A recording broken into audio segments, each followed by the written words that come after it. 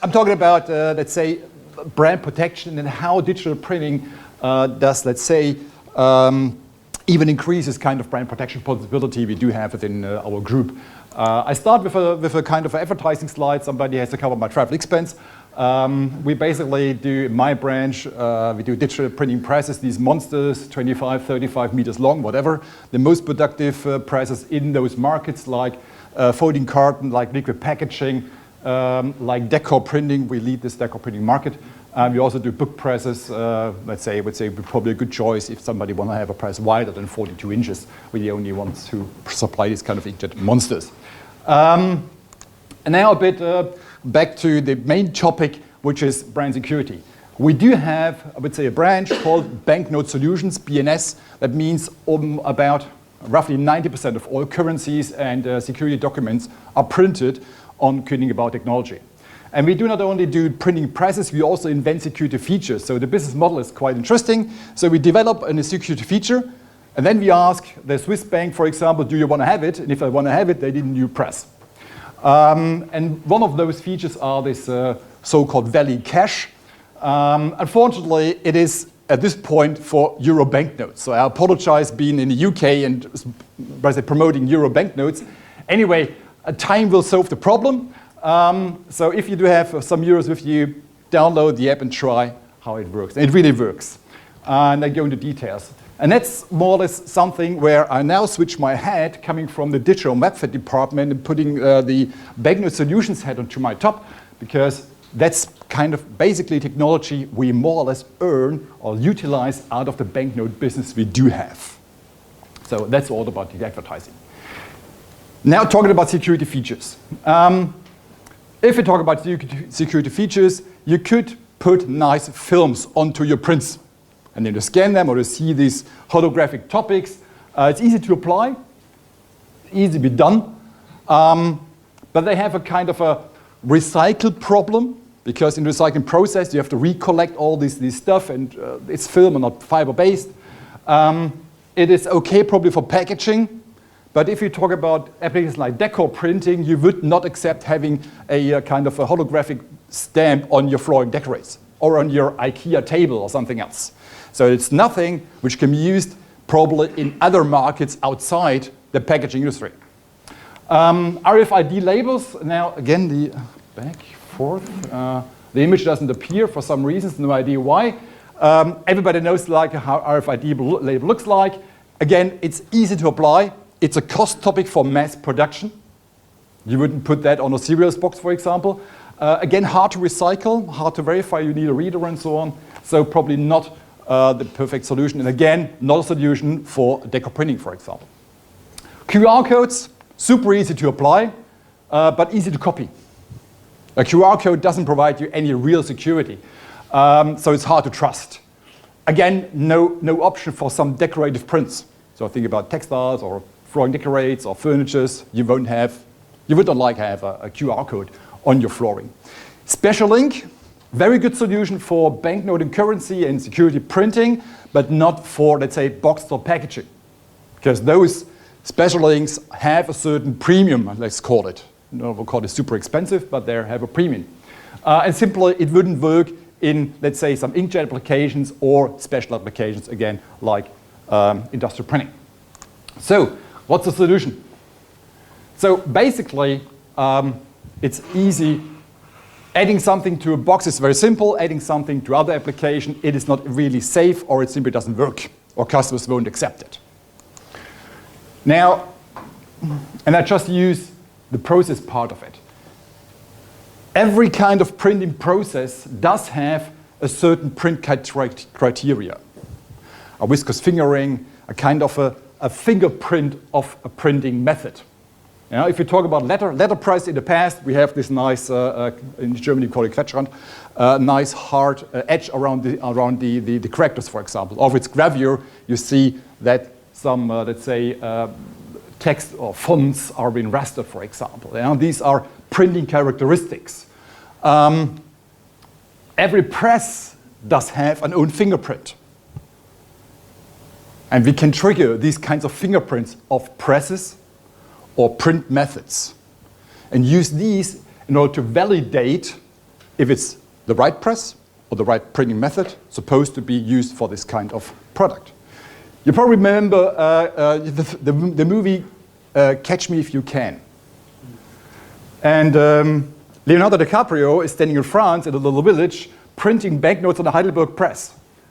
And that's the moment where 85% of the Koenig Bauer employees lying on the floor and laughing simply because simply he used the wrong press. Yeah?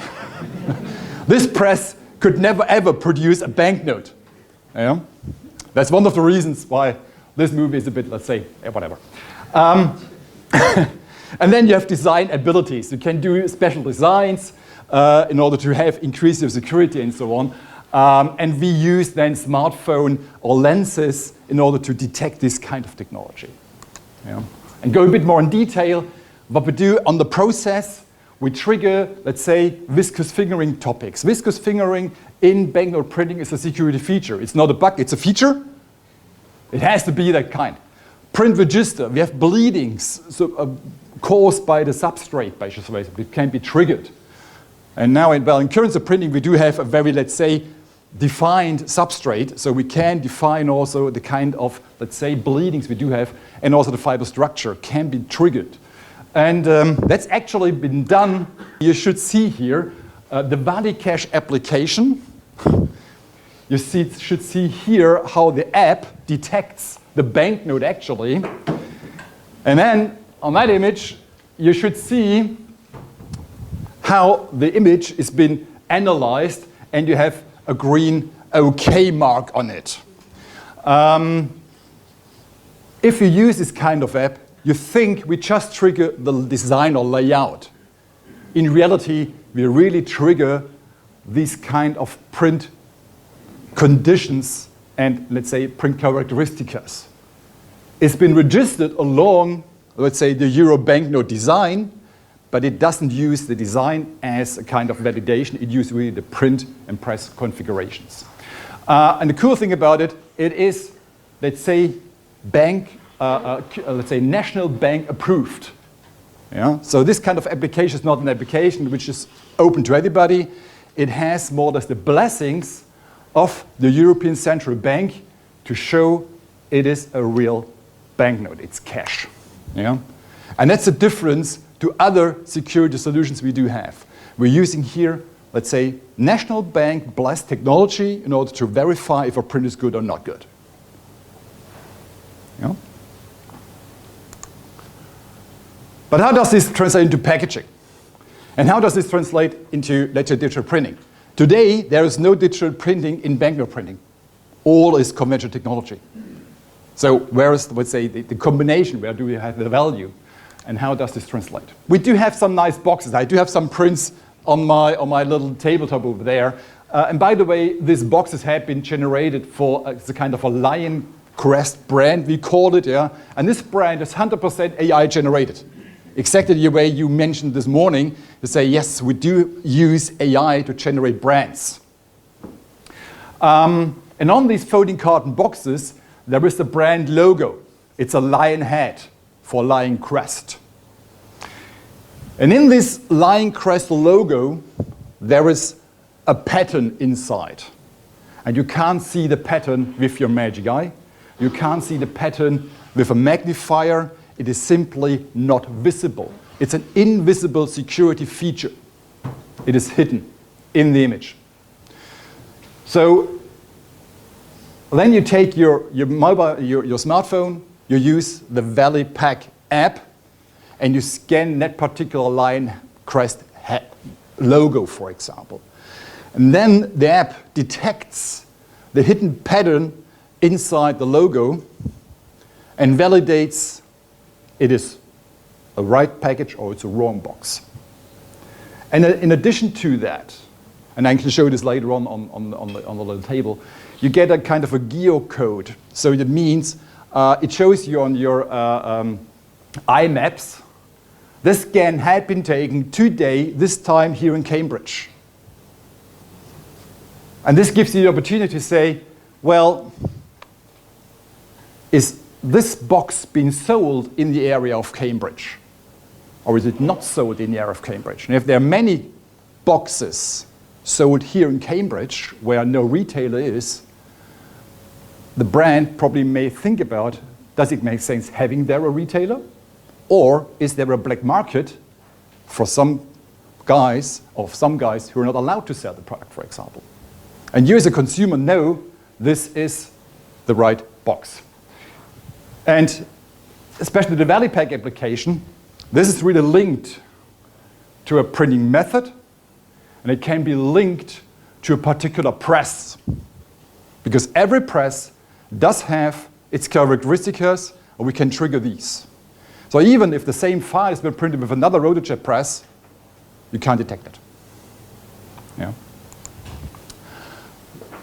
So it should be the scan area. You should see the hidden Valley Pack pattern, as mentioned.